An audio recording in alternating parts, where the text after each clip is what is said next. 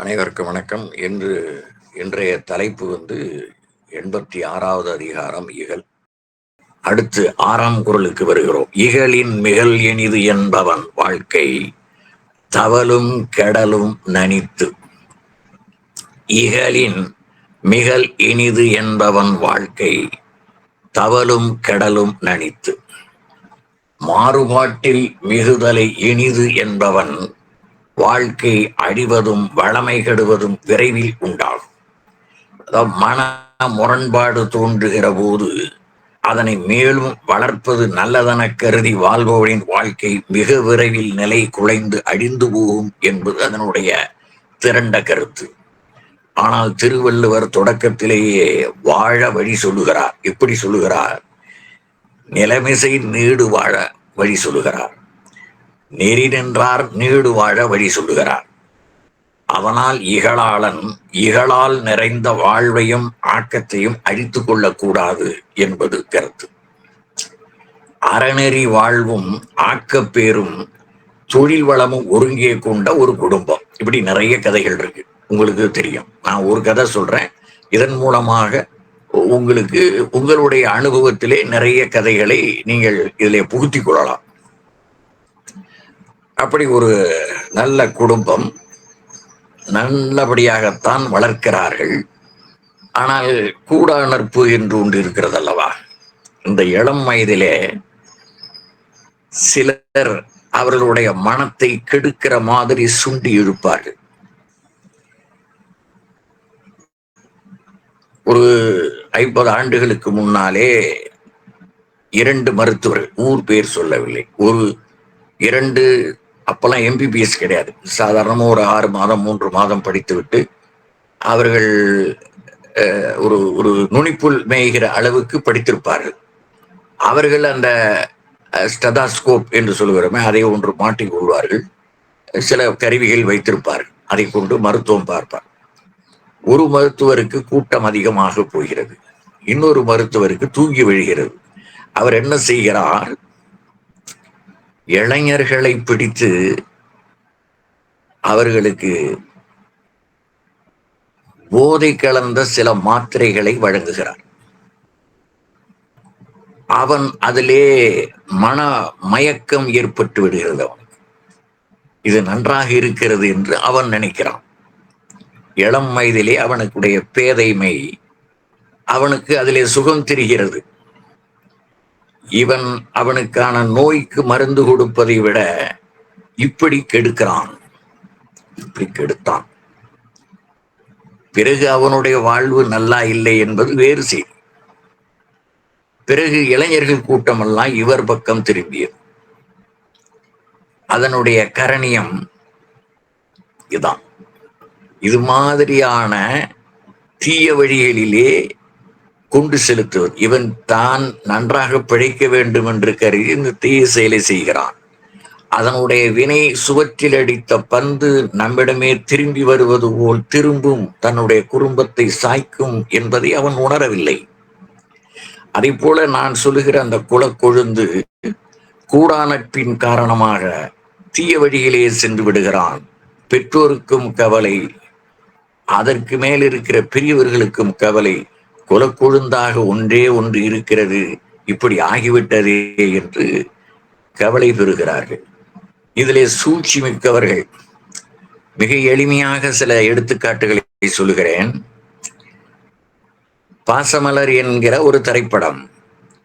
அந்த திரைப்படத்திலே தன்னுடைய மாப்பிள்ளைக்கு, தங்கையின் கணவனுக்கு இவன் வேலை கொடுக்கிறான். தன்னுடைய தொழில் கூடத்திலே நன்றாகத்தான் இருந்தார்கள், மிக நெருங்கிய நண்பர்களாக இருந்தார்கள். தங்கையை கொடுத்தான், மாப்பிள்ளை ஆக்கி கொண்டான்.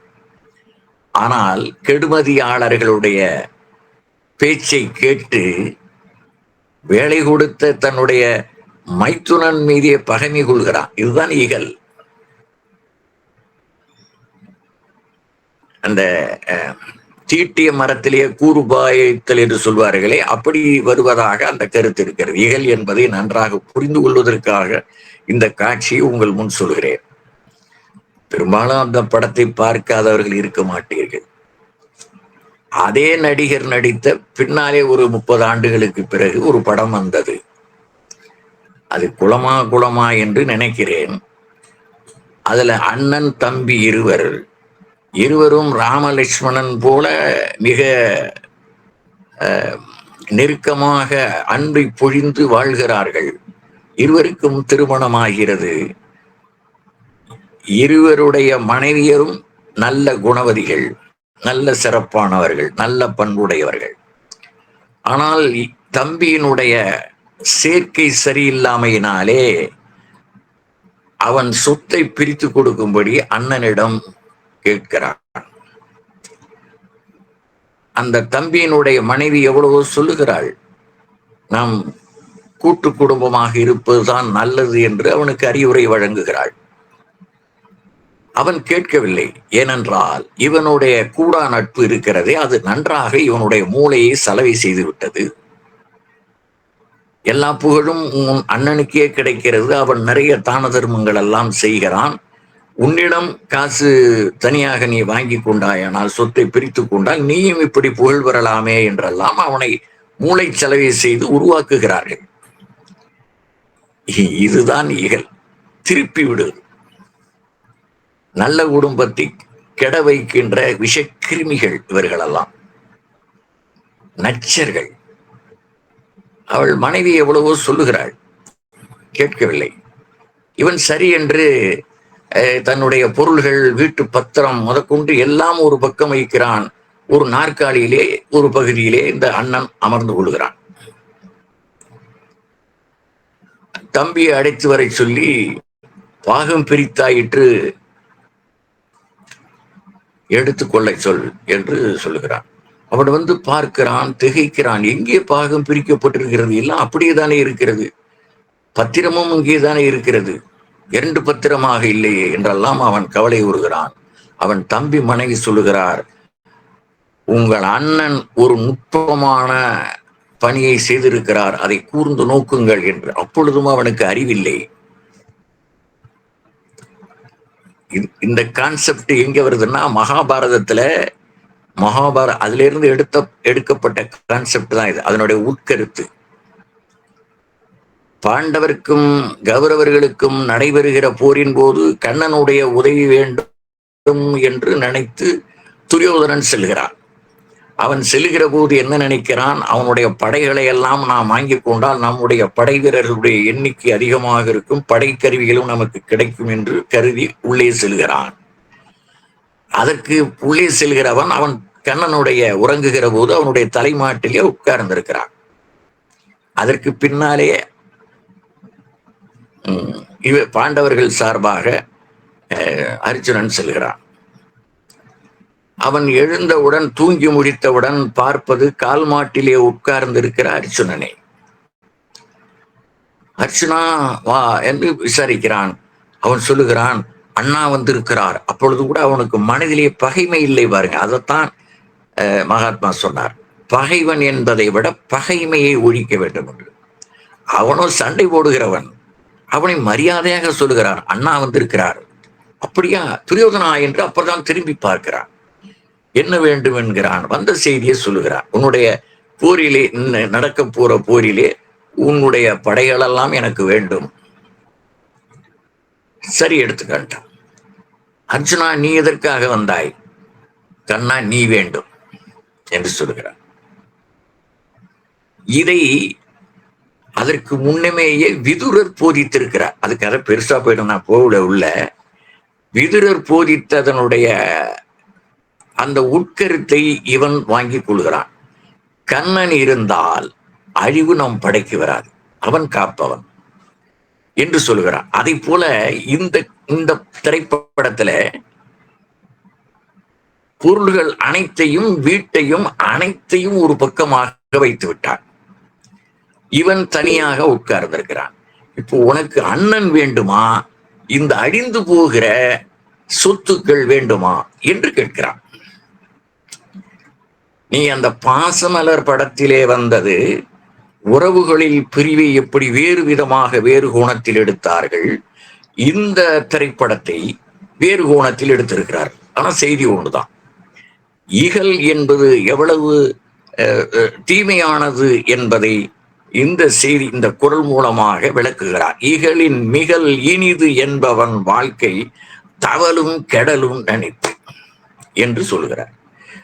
ஆகையினால இந்த இகல் என்கிற ஒன்றை நாம் இளைஞர்கள், அதாவது இந்த அறநெறிகளை போதிக்கிற போது காலம் கடந்துதான் போய் சேரும், உடனே சேர்ந்து விடாது. ஆனால் தீயது உடனே பற்றி கொள்ளும் என்பதனாலே மிக எச்சரிக்கையாக கொண்டு செல்ல வேண்டிய சூழலில் நாம் இருக்கிறோம். அடுத்து 7வது குறள். மிகல் மேவல் மெய்ப்பொருள் காணார், இகல் மேவல் இன்னா அறிவினவர். மிகல் மேவல் இகல் மேவல். மிகல் மேவல் மெய்ப்பொருள் காணார், இகல் மேவல் இன்னா அறிவினவர். இது இப்படி படிங்க. இகல் மேவல் இன்னா அறிவினவர், மிகல் மேவர் மெய்ப்பொருள் காணார். முரண்பாட்டை விரும்பி மேற்கொள்கிற தீய அறிவு உடையவர்கள் உயர்ந்த வாழ்க்கை நெறிகளை அறிய மாட்டார்கள். இந்த மெய்ப்பொருள் என்பது உயர்ந்த வாழ்க்கை நெறிகளை மிகல் மேவல் அறிய மாட்டார்கள். யார் என்றால் ஈகல் மேவல் இன்னா அறிவினவர். முரண்பாட்டை விரும்பி மேற்கொள்கிற தீய அறிவினை உடையவர்கள் மிகல் மேவல் மெய்ப்பொருள் உயர்ந்த வாழ்க்கை நெறிகளை அறிய மாட்டார்கள். ஈகல் மேவல் என்றால் ஈகல் என்னும் மாறுபாட்டை இடையறாது பெருக்கிக் கொண்டிருக்கிற ஒருவர். அவர்களுக்கு இந்த இந்த அது அர்ப்பணின்னு சொல்லுவாங்க. ஒரு அர்ப்பணின்னு, அது கிராம வழக்குல மக்கள் சொல்லுகிற வழக்கு. அது ஏதாவது தூண்டி விட்டுக்கிட்டே இருப்பான், அவனால சும்மாவே இருக்க முடியாது. யாராவது ஏதாவது அடிச்சுக்கிட்டா அதை ரசிப்பான். 2 பேரும் சத்தம் போட்டுக்கிட்டாங்க தெருவுல, இவ்வளவு நேரமா 2 பேரும் சண்டை போட்டுக்கிற மாதிரி பேசிக்கிட்டு அடிச்சுக்க காணாமேன்னுவான். அடப்பாவி, அவனை போய் ஒன்னும் விலைக்கு விடு, இல்லைன்னா சும்மா இரு. நீ அவன் சண்டை போடுவதை எதிர்பார்த்து கொண்டிருக்கிறான், இன்னும் அடிச்சுக்கலையே. சும்மா வாய் வார்த்தைகளை தானே இருக்கிறார்கள். அவ்வளவு ஆர்வம் இவனுக்கு அந்த சண்டை காட்சியில. அவனைத்தான் இகல் மேவல் மாறுபாட்டை இடையறாது பெருக்கிக் கொண்டிருக்கிற ஒருவன்.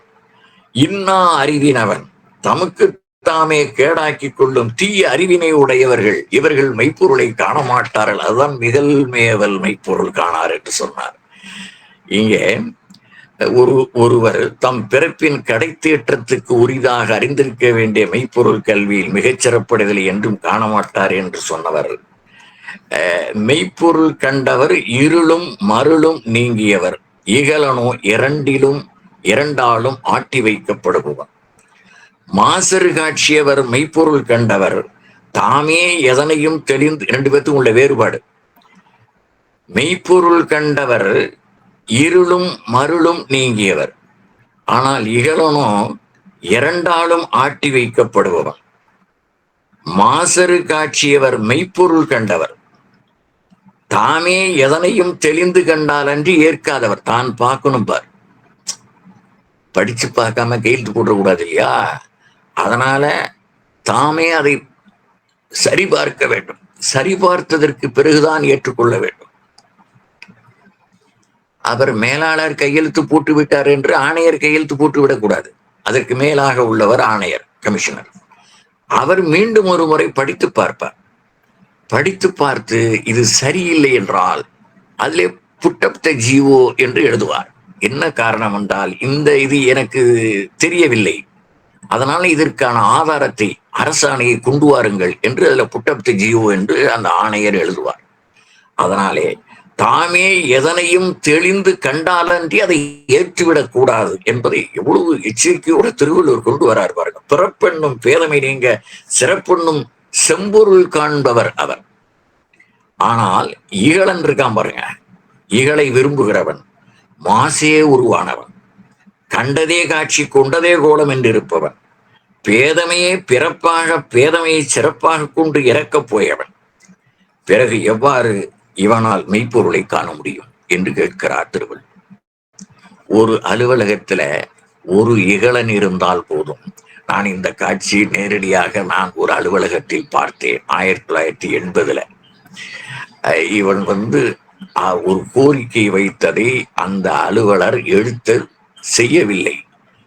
அதை எப்படி சமாளிக்கிறார் என்பதை முதன்மை எழுத்தர் இருக்கார் பாருங்க, அவர் அங்க இருந்து கவனிக்கிறார். ஒரு 2 இருக்கைகள் தாண்டி அவர் அங்கே உட்கார்ந்திருக்கிறார். ஒரு 10-12 பேர் அந்த இடத்துல பொது பிரிவிலே இருக்கிறார்கள். பொது பிரிவிலே அப்புறம் பல்வேறு பிரிவுகள் இருக்கின்றன. இந்த பொது பிரிவிலே இருக்கின்றவர் அதற்கு பிறகு மேலாளர், உள்ளே ஆணையர். இவர் உள்ளே ரசிக்கிறார். அந்த முகத்தை நான் பார்க்கிறேன். இவர் தலைமை எழுத்தர். இவர் என்ன செய்கிறார்? பேசாமல் இருக்கிறாரே, இவன் இவ்வளவு அற்பமாக அவரை தூண்டி விடுகிறானே, அவரை ஏளனம் செய்கிறார்கள். அவருடைய உண்மையான கோரிக்கையை நிறைவேற்றாமல் அதை அங்கிருந்து அவர் பார்த்து கொண்டே இருக்கிறார். இதில் உள்ள உட்செய்தி என்னவென்றால், இந்த அலுவலகத்திலே இருப்பவர்கள் ஒருவரை ஒருவர் காட்டி கொடுத்துக் கொள்ள மாட்டார்கள். அது சரி. ஆனால் தனியாக அழைத்து அவனை ஏன் இவ்வாறு அலைக்கழிக்கிறாய்? அவர்களுக்கு நன்மை செய்வதற்காகத்தானே நாம் இந்த இருக்கையில் அமர்ந்திருக்கிறோம் என்று அவருக்கு மூத்தவர் சொல்லணும். அவர் 30 ஆண்டுகள் குப்பை கொட்டியவர், சொல்லணும். ஏன் சொல்லல? ஏதோ ஒரு வகையில் இவனிடமிருந்து அவருக்கு காசு போகிறது. அதை நான் நன்றாக புரிந்து கொண்டேன். அதனால் அவர் சொல்லவில்லை, பிறகும் சொல்லவில்லை. ஏனென்றால் மறுபடியும் அவர் அதே தவறைத்தான் செய்கிறார். எப்படி ஒரு நரித்தனம் உடையவன் ஒவ்வொரு அலுவலகத்திலும் இருப்பானே, ஆனால் அரசு எவ்வாறு ஒழுங்காக செயல்பட முடியும்? இதை பாண்டியன் பரிசிலே ஒரு கேரக்டராக, ஒரு பாத்திரமாக படைக்கிறார் பாவேந்தன். நரிக்கண்ணன் என்று அவனுக்கு பெயர் வைக்கிறார். அவருடைய கற்பனை. இவன் எப்படியெல்லாம் சூழ்ச்சி செய்கிறான் என்பதை அந்த நரிக்கண்ணன் பாத்திரத்தின் மூலமாக அவர் விளக்குகிறார். நாம் உள்ள போக வேண்டாம், ஏனென்றால் நீண்டுவிடும் என்பதனாலே உங்களுக்கு ஒரு கோடு மட்டும்தான் காட்டுறேன்.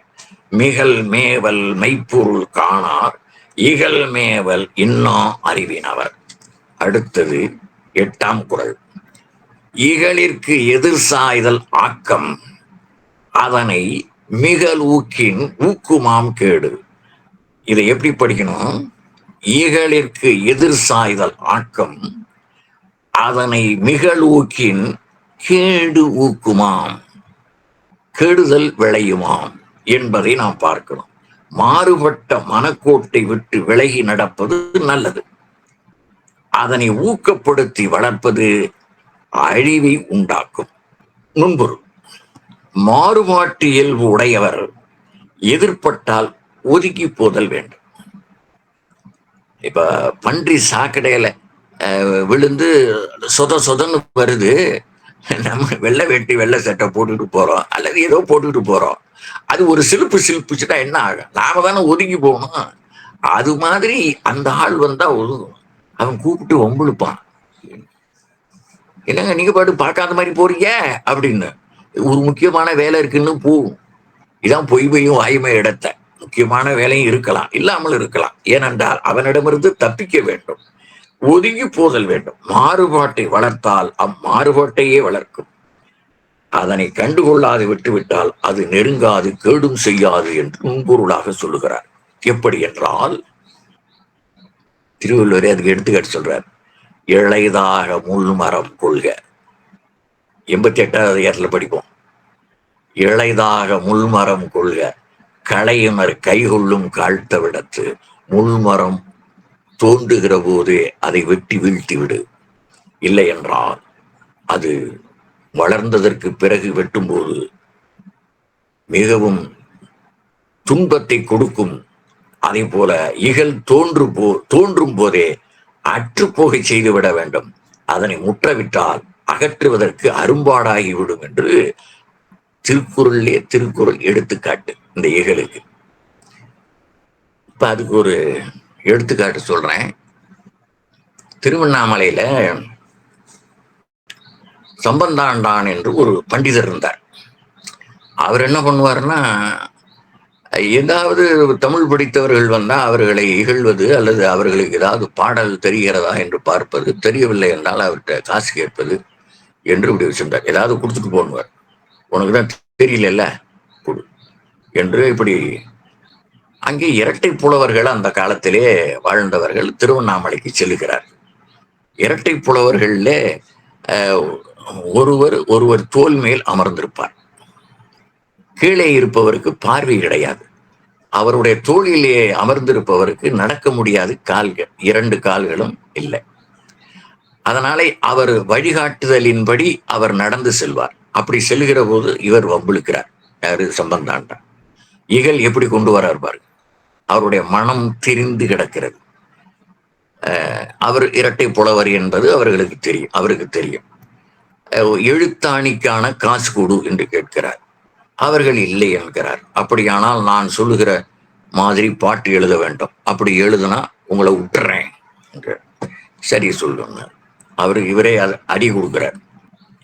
என்னை வெல்லும் புலவர் திருவண்ணாமலையில இல்லை, அதனால் பாடுவார் அனைவரும் எனக்கு அடிமை என்பதன் அடையாளமாக காசு தர வேண்டும், இல்லையானால் நான் சொல்லுமாறு பாட வேண்டும் என்று சொல்லுகிறார். எப்படி என்று அவர்கள் கேட்கிறார்கள். மண்ணுனா 2 சுழி இன்னும் போடணும், ரன்னகரம், அது நிலை பெற்ற என்று பொருள். மண்ணு என்று எடுத்து மலுக்கு என்று முடியும் வெண்பா பாடும் என்றார். இந்த தோற்றத்தை கண் பார்வையுடைய கால் இல்லாதவர் இல்லை, கண் பார்வை உடையவர் பார்க்கிறார். ஏனென்றால் அவன் அப்பொழுதுதான் அந்த முடிதிருத்தகத்திலே சென்று முடிதிருத்தி கொண்டு வெளியே வந்தவன் இப்படி சொல்கிறார். இதை அவர் பயன்படுத்திக் கொள்கிறார். என பார்வை உடையவர் தான் அதை பார்த்து சொல்ல முடியும். அப்ப அவர் பாடுகிறார். முதல் 2 அடியை பார்வை உள்ளவர் பாடுவார், அடுத்த 2 அடியை பார்வை இல்லாதவர் பாடுவார். சம்பந்தாண்டான் முடிதுருத்தி கொண்ட காட்சியை கண்ட அந்த கால் இல்லாத பெருமகனார், மண்ணு திருவண்ணாமலை சம்பந்தாண்டாருக்கு பண்ணு தலைச்சவரம் பண்ணுவது ஏன் முடிச்சுட்டார். மேல உட்கார்ந்திருக்கிறவர் அவருடைய தோற்றத்தை வைத்து மண்ணு திருவண்ணாமலை என்றால் நிலை பெற்ற, இந்த உலகத்திலே நிலை பெற்ற பூமியாகிய திருவண்ணாமலையில் வாழ்ந்து கொண்டிருக்கின்ற சம்பந்தாண்டான் என்பவனுக்கு பண்ணு தலைச்சவரம் பண்ணுவது ஏன், உனக்கு எதுக்குடா சவரம் பண்ணணும் அப்படின்னு அவர் கேட்டார். இவர் கீழே இருக்கிறவர் புரிஞ்சுக்கிட்டார். ஒரு நொடியில 1000ல் 1 பங்குல அவர் அவ்வளவு மூளை. அவர் பாடுறார். மின்னின் இழைத்த மடவார் இவன் குடுமி பற்றி வளைத்து இழுத்து குட்டாமலுக்கு மலுக்கு முடிச்சுட்டாரா. இவன் குடுமையை பிடிச்சு நம்மள மாதிரி ஆளு குட்டாமல் இருப்பதற்கு இவன் சவரம் செய்து கொண்டான் என்று எவ்வளவு அழகா 2 எப்படியெல்லாம் தமிழுக்கு அணி செய்திருக்கிறார்கள் பாருங்கள். மண்ணு திருவண்ணாமலை சம்பந்தாண்டாருக்கு பண்ணு தலைச்சவரம் பண்ணுவதே மின்னின் இழைத்த மடவார் இவன் குடுமி பற்றி வளைத்து இழுத்து குட்டாமலுக்கு என்று பாடினார். இந்த சம்பந்தாண்டானுக்கு இப்ப நான் ஒரு எடுத்துக்காட்டு சொல்ல பாருங்க. இளைதாக முள்மரம் கொள்க கலையுணர் கைகொள்ளும் காழ்த்த விடத்து என்கிற அடிப்படையில, இந்த அடிப்படையிலேயே அவனை நல்ல அந்த பாடல் மூலமாக கொட்டி விட்டார். இது ஐயா திருக்குறள் எப்படி போகுது பாருங்க. திருக்குறள் இகழ் என்பதற்கு கூட இவ்வளவு அழகான செய்திகளை, இகழ் எதிர் சாய்தல் ஆக்கம் அதனை மிகலூக்கின் ஊக்குமாம் கேடு. 9 இகழ் காணான் ஆக்கம் வருங்கால் அதனை மிகழ்காணல் கேடுசரற்கு. 9ஆம் குறள். இகழ் காணான் ஆக்கம் வருங்கால் அதனை மிகழ்காணும் கேடுசரற்கு. இப்ப அப்படி படிப்போம். ஆக்கம் வருங்கால் இகழ் காணான், ஆக்கம் வருங்கால் இகழ் காணான், கேடு சரற்கு அதனை மிகழ்காணும். கேடு தருவதற்கு அதன் நன்மை வரும்போது மாறுபாட்டை மறந்து விடுவர், ஆனால் கெடுதல் வருவதற்கு அதனை மிகுதிப்படுத்துவர். கெடுதல் வருவதற்கு அந்த இகழை மிகுதிப்படுத்துவர் என்பது அதன் கருத்து. இகழ் காணான் ஆக்கம் வருங்கால் அதனை மிகழ்காணும் கேடுதரற்கு. அதுக்கு எடுத்துக்காட்டு திருக்குறள்ல இருந்து. ஆகூழால் தோன்றும் அசைவின்மை கைப்பொருள் பூகூழால் தோன்றும் மடி. இது ஊழ்ல இருக்கு. இந்த குறள் எங்க இருந்து எங்க முடிச்சு வருது பாத்தீங்களா. இன்னொரு முடிச்சு பாருங்க. இதுல மடி என்று முடிகிறது. மடியின்மை என்று 61வது அதிகாரத்துல படிச்சிருக்கிறோம். எங்கே இருக்கிற மடிய உணர்ந்து இங்க கொண்டாடுவார் பாருங்க, சோர்வு இல்லாமல் இருத்தல் வேண்டும் என்று. இப்படித்தான் திருக்குறள்ல முழுமையாக ஒன்றோடு ஒன்று முடித்து போட்டு நம்மை பின்னி பிணைத்திருக்கிறார் திருவள்ளுவர். ஆகூடால் தோன்றும் அசைவின்மை கைப்பொருள் போகூடால் தோன்றும்படி. கைப்பொருள் பெருகும் நல்ல விதி வாய்த்தால் சோர்வில்லாத முயற்சி உண்டாகும். மற்றவர்களிடம் இருக்கும் செல்வமெல்லாம் நமக்கு இல்லை என்று எண்ணம் புகும்போது தான் மாறுபாடு உண்டாதற்கு வாய்ப்பு உண்டாகிறது என்பது அதனுடைய கருத்து. 10 இகழானாம் இன்னாதவெல்லாம் நகலானாம் நன்மை என்னும் செருக்கு. அதாவது ஒரு எடுத்துக்காட்டு சொல்லி முடிச்சிடுறேன், ஏன்னா இது பெரிது மிகவும். இது மட்டுமே அரை மணி நேரம் சொல்லலாம். ஒரு ஒரு அதாவது முரண்பாடு உணர்வால் தீமைகள் பெருகும், ஒன்றுபடும் உணர்வால் நயமான நன்மைகள் வளரும் என்பது நேரடியான பொருள். முரண்பாடு உணர்வால் தீமைகள் பெருகும், ஒன்றுபடும் உணர்வால் நயமான நன்மைகள் வளரும். இகழானாம் இன்னாதவெல்லாம் நகலானாம் நன்னயம் என்னும் செருக்கு. ஒரு உலகப்படம், உங்களுக்கு நீங்க எல்லாம் கேள்விப்பட்ட செய்தான். ஒரு உலகப்படம், பின்பக்கம் மனிதனுடைய படம். இப்ப ஒருத்தன் என்ன பண்றான்னா, ஒருத்தங்கிட்ட அதை சுக்குநூறா கிழிக்கிறான், கிழிச்சு இதை ஒன்றுபடுத்துங்கிறான். இந்த உலகப்படத்தையே பார்த்து கொண்டிருப்பவனால் அதை ஒன்று சேர்க்க முடியாது. அது பின்னாலே திருப்பி மனிதனை சரிப்படுத்தினால் அவன் தலை எங்கே இருக்கிறது, நெற்றி எங்கே இருக்கிறது, கண்கள், மூக்கு, வாய், காது, நெஞ்சு, உடம்பு எல்லாம் அப்படியே போட்டான்னா உலகம் தெரியும். இந்த கான்செப்டை யாதும் ஊரே யாவரும் கேளீர் என்று நம்முடைய கணியன் பூங்குன்றன் சொன்னார் அல்லவா? அதை இந்த படத்தின் மூலமாக ஒரு மனிதன் ஒழுங்காக இருப்பானேயானால் உலகம் ஒழுங்காக இருக்கும் என்பதை சொல்வதுதான் இகழானாம் இன்னாதவெல்லாம் நகலானாம் நன்னயம் என்னும் செருக்கு. நன்றி, வணக்கம்.